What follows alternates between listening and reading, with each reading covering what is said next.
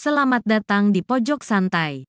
Sebelum Anda mendengarkan audiobook ini, kami menginformasikan bahwa channel ini adalah review audio dari buku yang ada di Indonesia. Untuk membaca keseluruhan buku ini kami menyarankan membeli buku aslinya di toko buku kesayangan Anda, baik offline maupun online. Keberadaan channel ini dimaksudkan untuk membantu Anda mendapatkan pengetahuan dari buku-buku kesayangan Anda.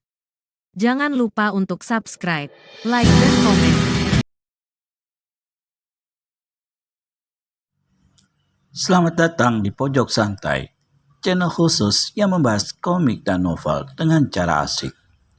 Suto Sinting alias pendekar mabuk saat berada di perguruan Merpati Wingit dihadang oleh Dewi Murka. Apa yang akan terjadi selanjutnya? Yuk langsung saja disimak video kali ini.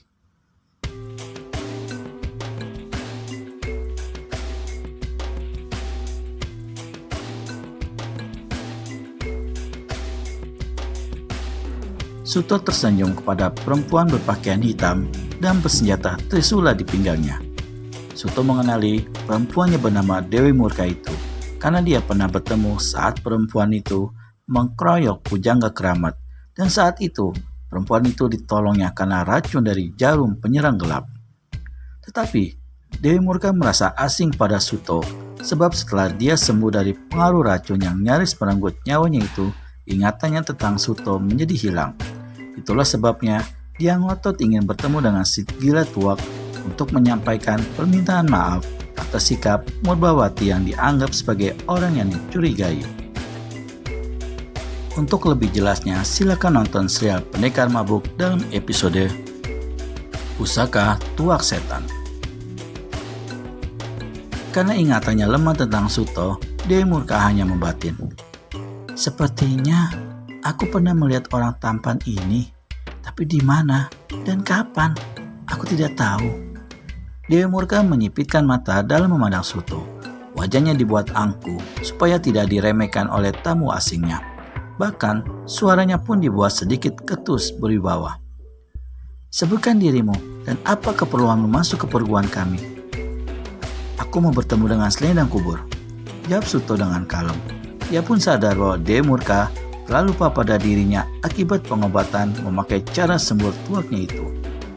Kalau bukan orang dekat dan berilmu tinggi, orang itu akan lupa pada Suto jika habis diobati memakai pengobatan sembur tuak. Siapa dirimu? Dewi Murka setengah membentak karena merasa pertanyaannya hanya dijawab salah satu saja. Aku Suto, pendekar mabuk, murid si gila tuak. Jelas? Tanda Suto berkesan mengejek. Mulut Dewi Murka terperangah. Hah? Seakan ia baru sadar sedang berhadapan dengan siapa dirinya saat itu. Dengan suara Suto menyebutkan namanya, samar-samar ingatannya tentang peristiwa jarum beracun itu mulai mengerayangi pikirannya. Sejurus kemudian ingatan itu kembali sempurna.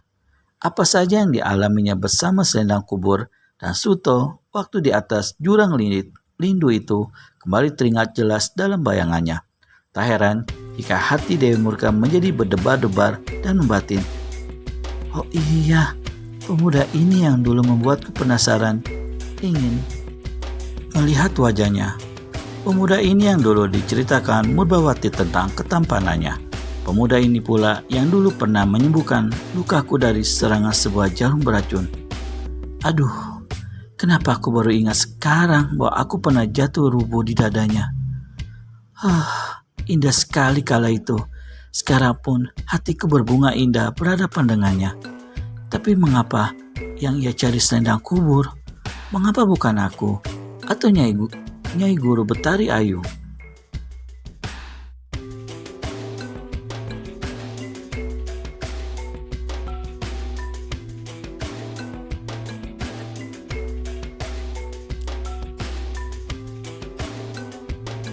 Dari satu sudut muncul seorang perempuan dengan badan selangsing selendang kubur, tapi masih agak sekal tubuh selendang kubur.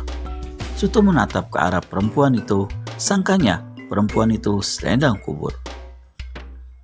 Namun begitu perempuan itu makin mendekat, Suto yakin bahwa perempuan itu bukan selendang kubur, tetapi perempuan itu terperanjat belalakan matanya. Hah? Bahkan saat itu ia berteriak bagai tak sadar. Hah? Dia datang.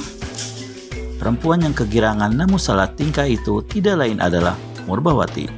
Dialah perempuan pertama dari orang perguruan Merpati Wingit yang tergila-gila dan penasaran dengan ketampanan Suto. Tak heran jika ia melonjak dan kehilangan sikapnya sebagai pendekar perempuan yang 2 tingkat di bawah Dewi Murka ilmunya. Sssst.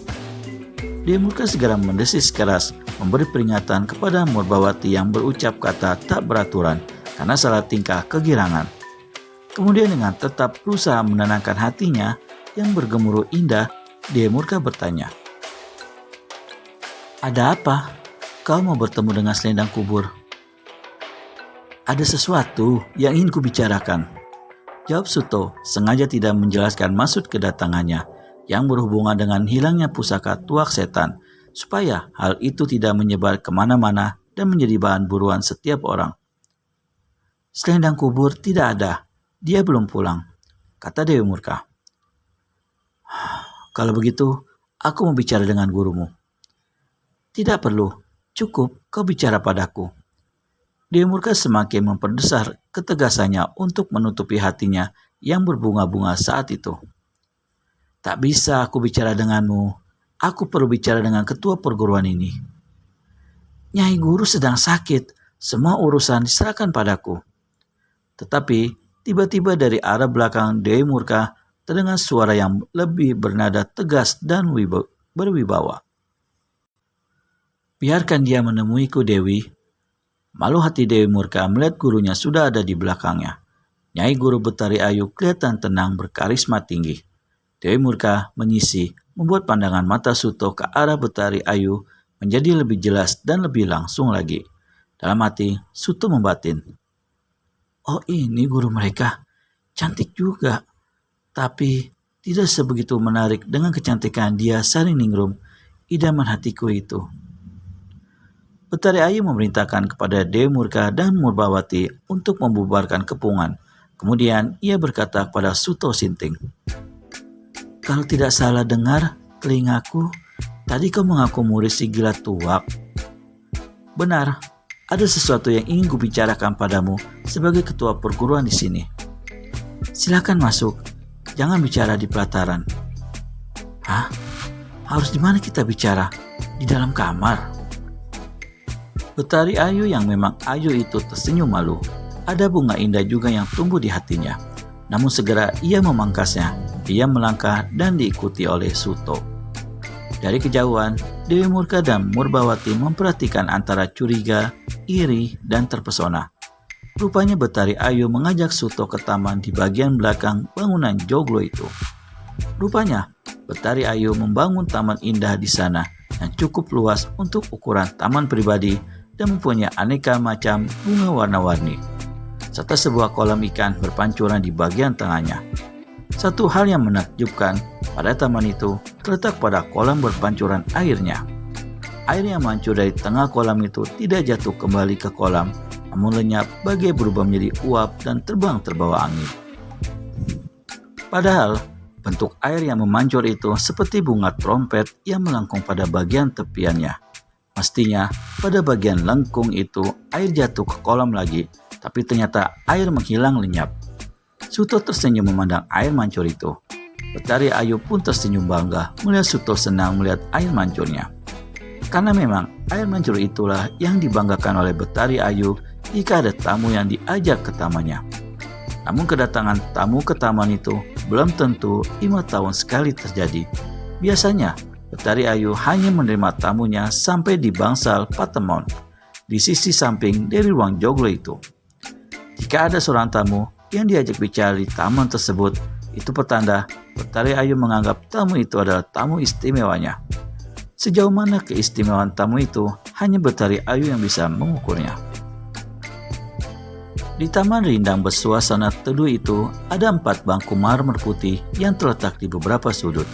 Tapi Betari Ayu tidak mengajak Suto duduk di salah satu bangku tersebut. Ia berjalan menyusuri tanaman rumpun mawar yang beraneka warnanya sambil mengajak Suto bicara. "Aku Aku tak sangka kalau akan kedatangan tamu agung hari ini. Sambil bertarik ayu, Sunggingkan senyum dan menatap Indah sekilas. Apa maksudnya tamu agung yang diucapkan Betari Ayu sang pemimpin perguruan? Untuk pastinya, dapatkan jawabannya di video selanjutnya hanya di channel Pojok Santai. Segera subscribe dan tekan tombol lonceng untuk mendapat notifikasi video terbaru dari kami. Terima kasih dan sampai bertemu kembali.